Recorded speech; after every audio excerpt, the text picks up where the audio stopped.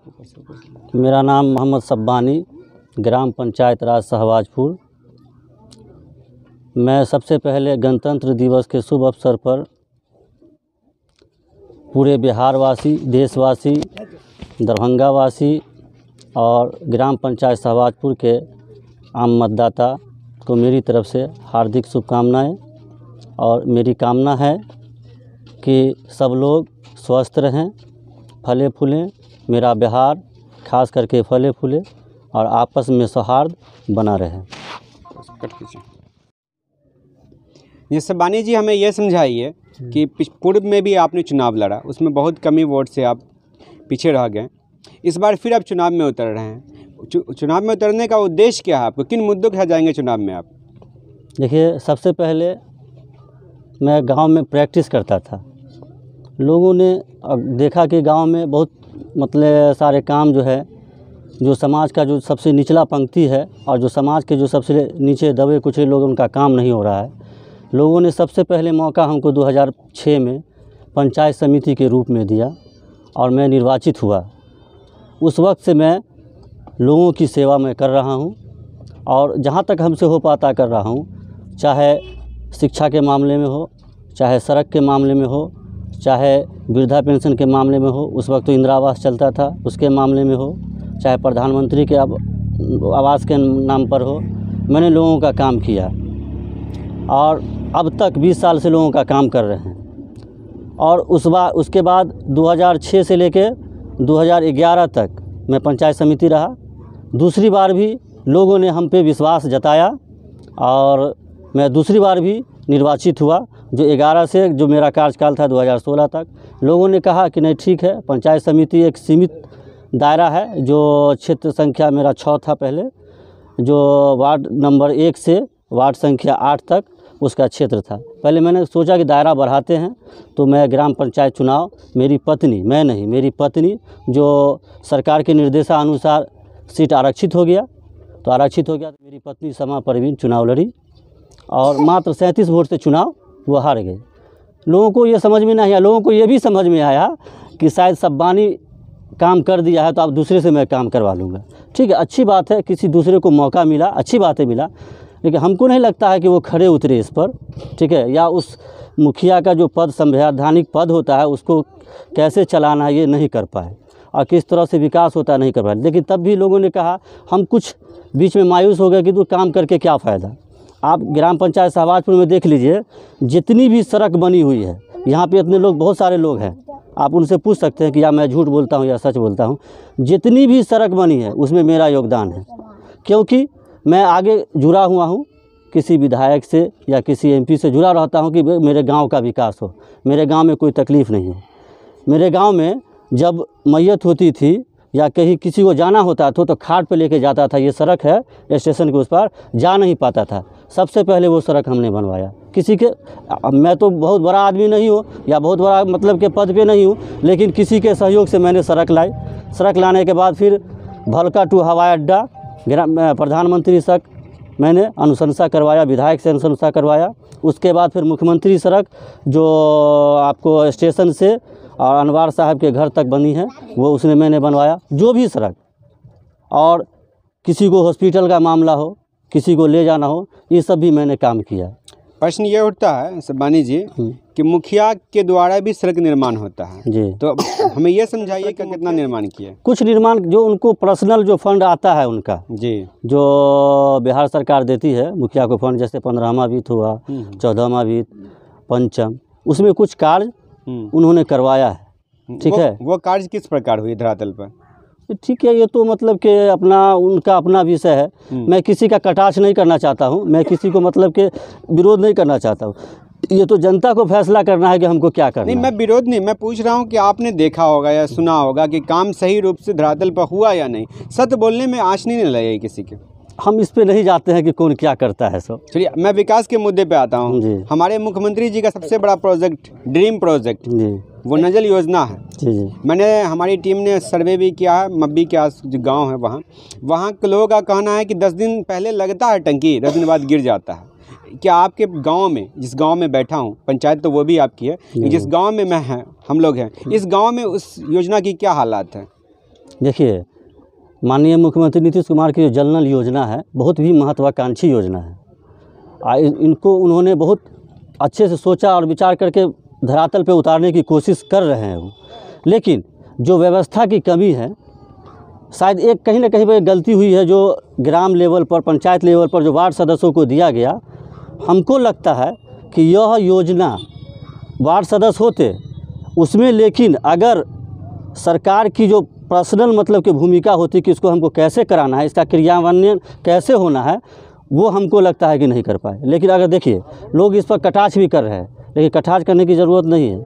आप गर्मी का जब समय आता है, जब चापाकल सूख जाता है, तो उस वक्त सरकार को लोग गाली देते हैं कि पानी की कमी है। आपने देखा होगा शहर में वो हाल पंचायत में भी होने जा रहा है। जो जिसका पानी का जो लेयर नीचे चला गया, आपको जल नल योजना की ज़रूरत पड़ेगी ही, आप देख लीजिएगा पड़ेगी, लेकिन उसको सुचारू रूप से धरातल पर कैसे उतरेगा, उस प्रशासन को सोचना है। अच्छा, ये समझाइए, आप ये बताना चाह रहे हैं कि मुख्यमंत्री जी ने भविष्यवाणी समझ करके इस योजना को लाए हैं? जी जी जी, एकदम सही है। और पानी की जो किल्लत होती है मई जून के महीने में, जून जुलाई के महीने में, ये बहुत मतलब कि लोग सोचनीय विषय है।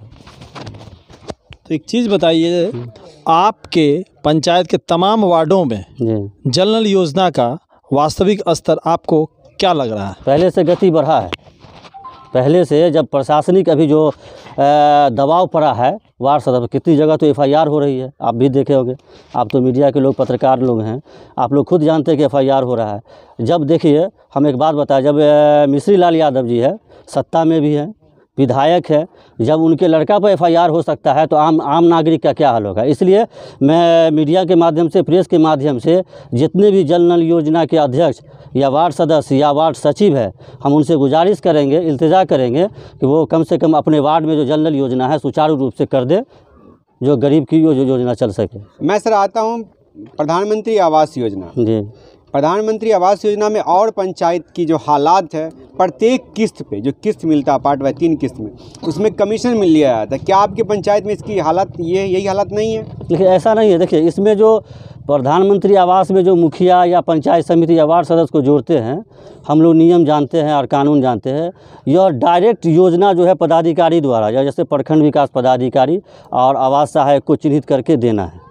इसमें अगर कोई कहता है या आम पब्लिक भी अगर कहती है कि नहीं, मतलब कि मुखिया या पंचायत समिति या वार्ड सदस्य का कोई भी हस्तक्षेप है, कोई हस्तक्षेप नहीं है। क्या आपके पास कभी भी किसी ने शिकायत किया कि मुखिया या वार्ड पार्षद ने लिया है तो आपने नहीं? इस मर्तबा तो लोग ने पैसा लिया है प्रधानमंत्री आवास का, लोगों ने घर बनाया है, इसमें सरकार सख्ती जनाई हुई है। घर तो बनाया है सर, लेकिन पैसा खाता में आने से पहले जनता से ले लिया था 5-10 हज़ार रुपये। क्या आपके यहाँ वो हालत नहीं है? ये तो जनता बताएगी।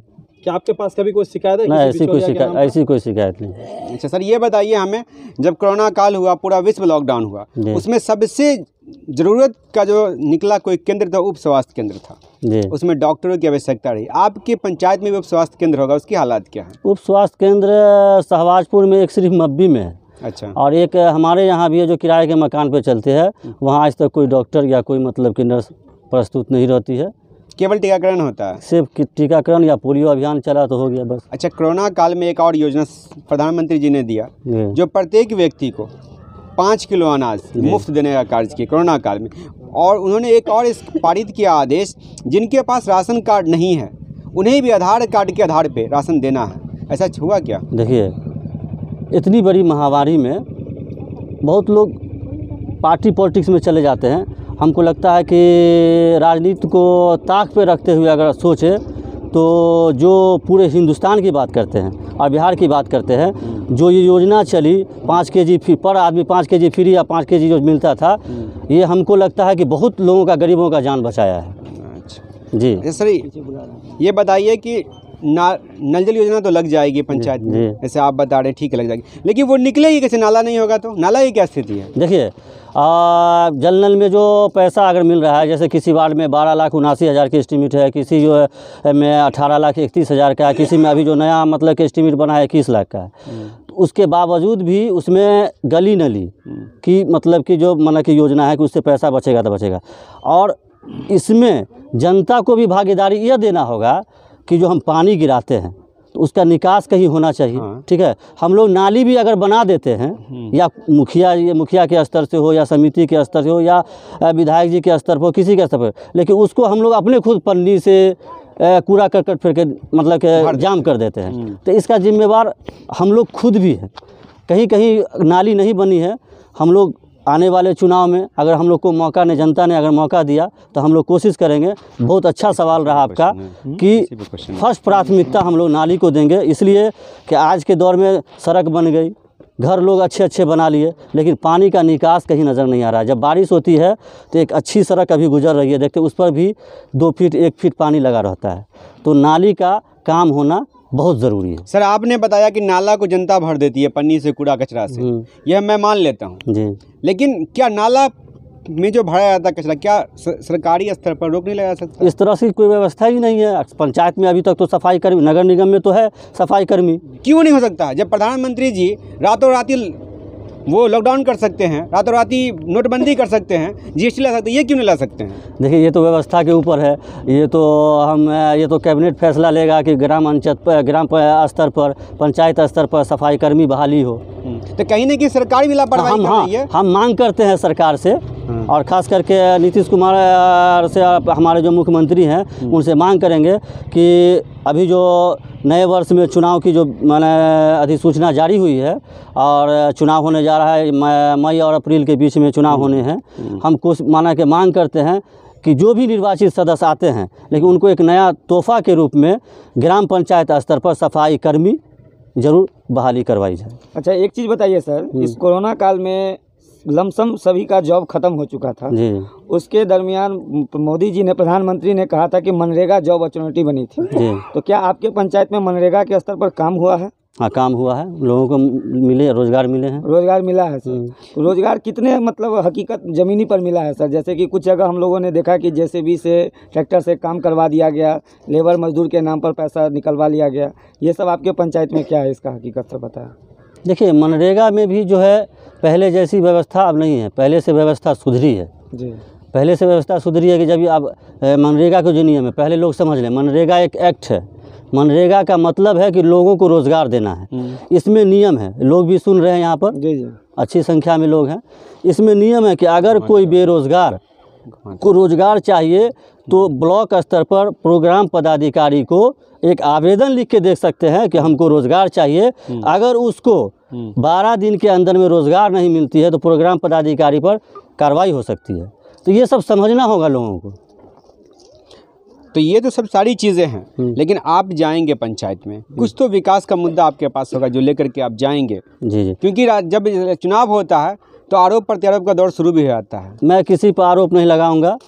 मैं जनता से सबसे पहला अपील करूंगा लोगों से कि ऐसे लोगों को प्रतिनिधि चुने जो आपका काम कर सके। क्या काम कर सके? देखिए, सबसे बड़ी होती है बुनियादी सुविधा। बुनियादी सुविधा में है कि लोगों का पूरी तरह राशन कार्ड बन चुका है कि नहीं, जो मेन चीज़ है, जो लोगों का पेट भरण पोषण हो सके। जो गरीब व्यक्ति हैं उसको आवास का लाभ मिला है कि नहीं है, वृद्धा पेंशन का लाभ मिला कि नहीं बना। उसके बाद जैसे कि अभी आयुष्मान भारत में जो मतलब के कार्ड बने हैं, बहुत ऐसे लोग हैं, अभी भी गांव घर के लोग हैं जिनको मालूम नहीं है कि इसका इलाज मतलब बहुत अच्छे अच्छे हॉस्पिटल में हो रहा है उसके पास राशन कार्ड भी है लेकिन इलाज नहीं कराया। एक रोकूंगा सर, आयुष्मान भारत की आपने बात की, आपके पंचायत में आयुष्मान भारत है जी, मब्बी में है जी, उसकी व्यवस्था तो बहुत चौपट है जी जी। उससे फ़ायदा क्या होगा लोगों को बनाने से कार्ड? देखिए, इसमें व्यवस्था की कमी है। मेरे गाँव में मोदी जी का ड्रीम प्रोजेक्ट है ये, है सुनिए ना, है अभी उसमें लागू और धरातल पर उतरने में समय लगेगा, लेकिन बहुत लोग जो जानकार लोग हैं, आज मेरे गांव का मिसाल है, लोग जाके इलाज करवाते हैं। जैसे हार्ट का ऑपरेशन है, हार्ट का ऑपरेशन भी करवाए हैं। लेकिन यहाँ जो सर ये जो बना हुआ आयुष्मान भारत स्वास्थ्य केंद्र, इसमें तो पेट दर्द हो तो भी एक दवा, बुखार हो तो भी एक दवा, सर्दी हो तो भी एक दवा, क्योंकि ये आरोप जनता का आरोप है। सारे ये बात हम एक दवा दी जा रही है, वहाँ पे दिया जा रहा है ना, बात सही है, आपका कहना एकदम सही है। लेकिन उसमें भी जो सीमित इलाज सरकार जो है चयनित कर दिया है, उसमें जैसे कि आपको ऑपरेशन कराना है, सर्जरी का मामला है, तो सर्जरी में आपको सरकार पैसा देगी। सुनिए, सरकार पैसा देगी। जैसे जांच में सरकार पैसा नहीं दे रही है, लेकिन उसको सरकार पर रखना होगा बात को कि जब आप 5 लाख एक आदमी को दे रहे हैं इलाज कराने के लिए, तो उसका समुचित इलाज उसी से हो, चाहे उसमें दवा हो, चाहे उसमें मतलब जाँच हो, चाहे इसमें अल्ट्रासाउंड हो या मतलब या ऑपरेशन हो। लेकिन अभी सरकार क्या कर रही है कि इसमें सिर्फ इसका सब मतलब के दे रही है आपको सिर्फ ऑपरेशन का, लेकिन उसमें है क्या बहुत गरीब महिला को या बहुत गरीब लोगों को जो है इलाज करने जांच का भी पैसा नहीं है। और एक बात ने आप सवाल किया था कि आप चुनाव लड़ेंगे किस मुद्दा पर चुनाव? संक्षिप्त में बताइए। समझिए, चुनाव मेरा एक ही मुद्दा होगा, जो समाज का सबसे निचले पंक्ति में जो लोग खड़े हैं उसको सबसे आगे पंक्ति में लाके खड़ा करना, ये मेरा फर्स्ट प्राथमिकता होगी। अब मैं ग्राम पंचायत राज शहबाजपुर के जनता से, आम मतदाताओं से, भाइयों और बहनों से ये अपील करना चाहता हूँ कि आप सोचें और परखें कि हमारा कैंडिडेट कौन अच्छा होगा और हमको किसे वोट देना है। अच्छा समझकर 5 साल जो हमारा विकास कर सके, काम कर सके, आप उसको चुने, न कि जब चुनावी वक्त आवे और किसी को कोई 500 रुपया दे दे, 1000 रुपया दे दे और उसको वोट दे दे। ऐसे व्यक्ति को मत चुनना है। आपको जो अच्छा लगे, जो काम करने वाला व्यक्ति हो, जो आपके सामने नज़र आता हो कि हाँ ये काम करने वाला व्यक्ति हो, उसमें कोई जात, कोई धर्म, कोई हिंदू, कोई मुस्लिम नहीं, जो अच्छा व्यक्ति है आपके नज़र में, आप सब जानते हैं, जनता सब जानती है कि हमको क्या करना है। पैसे पर, लोभ पर नहीं जाना है। जो काम करने वाला व्यक्ति है आप उसको चुने, आपका भी भविष्य उज्जवल होगा और आपके पंचायत का भी भविष्य उज्जवल होगा।